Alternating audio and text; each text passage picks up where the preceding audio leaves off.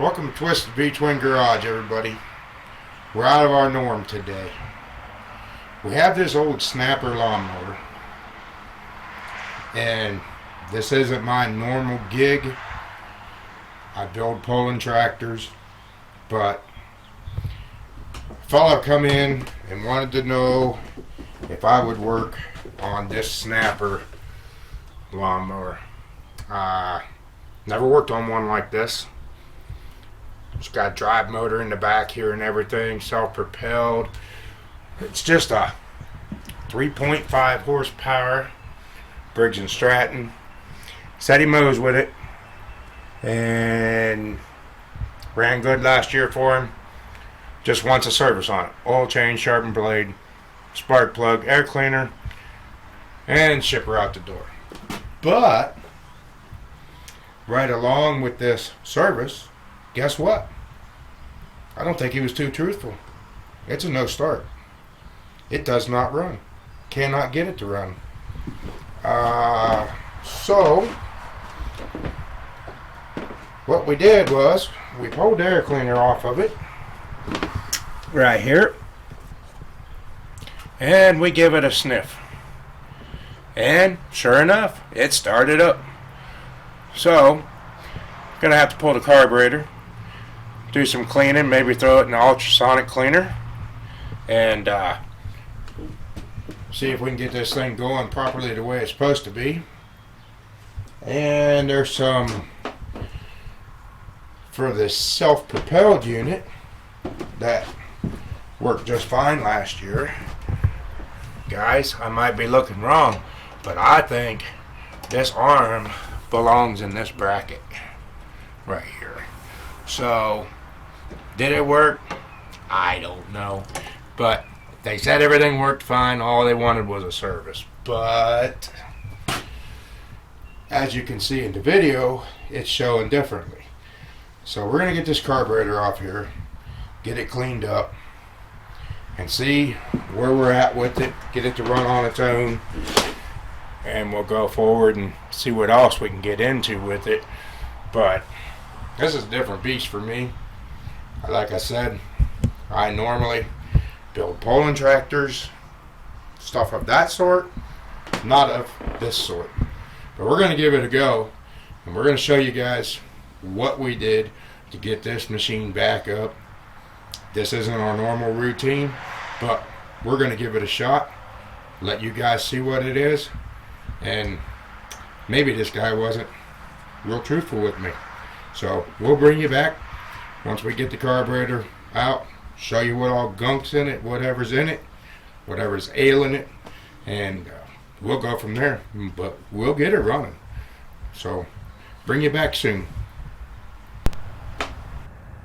Alright guys, we're getting all this pulled off to get into this carburetor back in here, and get this carburetor out, get her cleaned up, so we can see what kind of good stuff we have in there on this carburetor.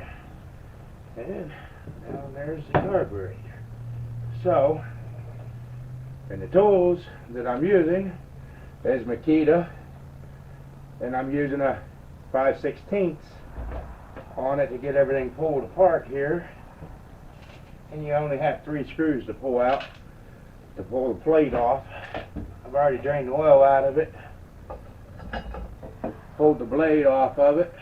The blade don't look too horribly bad, needs cleaned up, sharpened, and 9/16 to pull that apart. But I did spray it with ether. Motor does pop off, so we definitely have a carburetor issue. We're going to get it off, clean it, maybe stick it in an ultrasonic cleaner and see what we have. But it will run, so we got that much figured out on it, and we're going to keep going. We're going to get this carburetor off here, show you how I clean it and what I do, and we'll go from there with it. And stay tuned, and we'll show you this machine running. So hopefully we can get that done. So we'll bring you back here just. Alright guys, got the carburetor off, got it here on a tray. And look at the water. Full of water. This whole carburetor. So, I don't know if this thing ran or not last year. But we're going to get into this. We're going to see what in the world is inside of this carburetor. Because it don't look so pretty. Not like they painted the picture of. Oh, Lordy. Look at all the water. Full of water. This might not be savable.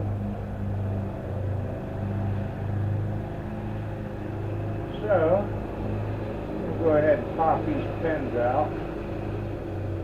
Take this thing apart. The float don't look too awfully bad. Not too bad. Not too bad. We might be able to save that.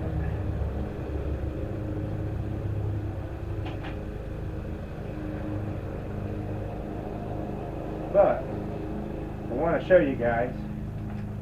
This thing has rubber O-rings right here and back here. Don't get your parts cleaner stuff on this, because these rubbers will swell and you will not get this unit back together. But it is really filthy. So if you can get these little O-rings, take a little pick, get these little O-rings up off of here without damaging them, you might be okay. Be careful of them O-rings like that. And looky there. That one come off nice for us. Alright. So we're good there. Got one more. There it is. Not too bad. But we're still in good shape there. So let's get them up out of there so they do not get into parts wash stuff. And by golly, we might be alright. Lighting kind of sucks. But you know what? Let me get my torch tip cleaners. Let's run through some of these jets and see. As you can see, all these puddles that are separating from the gas, that's all water that was in this carburetor. So let's do some cleaning and then I'll bring you back. Alright guys, we got it put back together. Gonna give you a quick look. And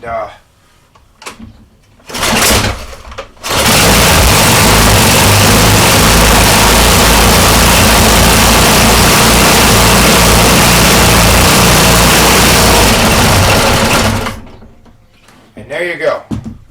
Final product. Got it running. Old snapper. And that'll conclude the way it worked out. Had to pull the carburetor, put a plug in it, change the oil, had to flush the gas tank out, had a lot of water, dirt in the tank, and went to the carburetor, took it all apart, cleaned it, cleaned out all the jets and everything, readjusted everything, and there you go. So it's back up and running. Customer will be happy. Like I said, this is something that we normally don't get into, and we did it. And before I got this one done, now I have another one that came in right there. And we normally don't do this stuff, but I guess it's something that we're starting to get into now. So thanks for watching. If this helped anybody, give me a thumbs up, give me a thumbs down. If you haven't subscribed, please do. And like I said, hopefully this helps somebody. Thank you for watching.